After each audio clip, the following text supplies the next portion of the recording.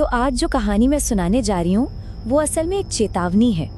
एक ऐसी आवाज की कहानी जो बुलाती तो है पर फिर कभी लौट कर नहीं आती। चलिए मेरे साथ इस अंधेरे में उतरते हैं। तो बात है आधी रात के ठीक बाद की। समय 1:17 और जगह गांव के बिल्कुल आखिर में एक पुराना वीरान कुआं, जिसे सब भुला चुके थे। बस यहीं से उस खौफ की शुरुआत हुई। अब हुआ ये कि गांव के ही 2 लड़के रवि और सोनू वहीं से गुजर रहे थे। जब उन्होंने आवाज सुनी तो पहले तो उन्हें लगा कि कोई मजाक कर रहा है, तो रवि जो थोड़ा दिलेर था बोला, चल यार देखते हैं कौन है। और जैसे ही वो दोनों कुएं के थोड़ा पास गए ना, अंदर की गहराई से एक बहुत ही धीमी कांपती हुई आवाज आई।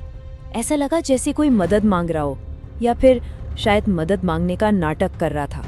ये सुनते ही सोनू के तो होश उड़ गए। उसका चेहरा एकदम सफेद पड़ गया। उसने रवि का हाथ पकड़ा और बोला, भाई चल यहाँ से, मुझे ये सब ठीक नहीं लग रहा। लेकिन रवि, उसकी तो जिज्ञासा जाग चुकी थी और उसने एक ऐसा कदम उठाया जो उसकी जिंदगी का आखिरी कदम साबित हुआ।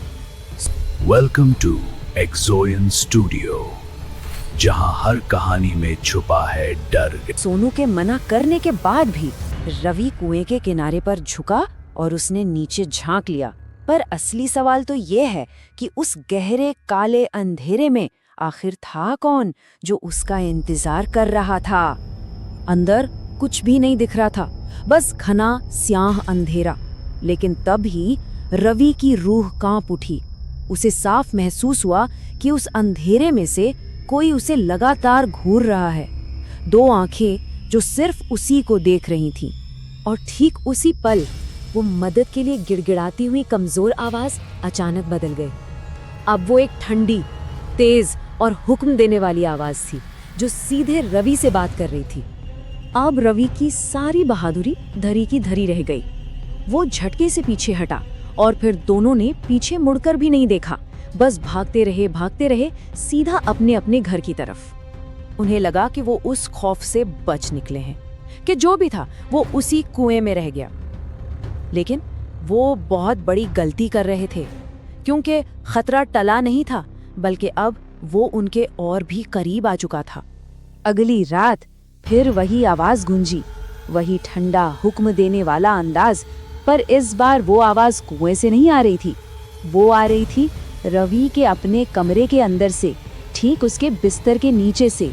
ये सुनते ही रवि का तो जैसे खून ही जम गया, सांस गले में अटक गई, पूरा शरीर कांप रहा था। पर उसे देखना था कि नीचे कौन है। उसने अपनी सारी हिम्मत जुटाई और बहुत धीरे से बिस्तर के नीचे देखा। और जो उसे दिखा वो किसी के भी होश उड़ाने के लिए काफी था। सबसे पहले गीले जमीन पर फैले हुए बाल, फिर उन्हीं बालों के बीच से झांकती 2 सफेद बेजान आंखें, और आखिर में एक चेहरा जो आधा सड़ चुका था। उस चीज ने सीधे रवि की आंखों में देखा और कहा, अब भागने का कोई रास्ता नहीं बचा था। रवि ने चीखना चाहा, पूरी ताकत से चीखना चाहा, लेकिन उसके मुंह से आवाज ही नहीं निकली। ऐसा लगा जैसे डर ने उसका गला घोट दिया हो। वो हिल भी नहीं पा रहा था, पूरी तरह बेबस। वो भयानक रात किसी तरह गुजरी और अगली सुबह एक और भी भयानक सच लेकर आई। सुबह जब रवि बाहर नहीं आया तो घरवाले परेशान हो गए। उसका कमरा अंदर से बंद था। दरवाजा खटखटाया, आवाजें दी, पर कोई जवाब नहीं। आखिर में दरवाजा तोड़ना पड़ा और अंदर कमरा खाली था। रवि गायब हो चुका था। रवि तो जा चुका था, पर उसे ले जाने वाली चीज अपने आने का एक खौफनाक सुराग पीछे छोड़ गई थी। बिस्तर के नीचे गीले पैरों के निशान थे, जैसे कोई पानी से निकलकर आया हो। वो निशान कमरे के बीचों बीच आकर अचानक खत्म हो गए थे, और वहीं फर्श पर कीचड़ से कुछ लिखा हुआ था।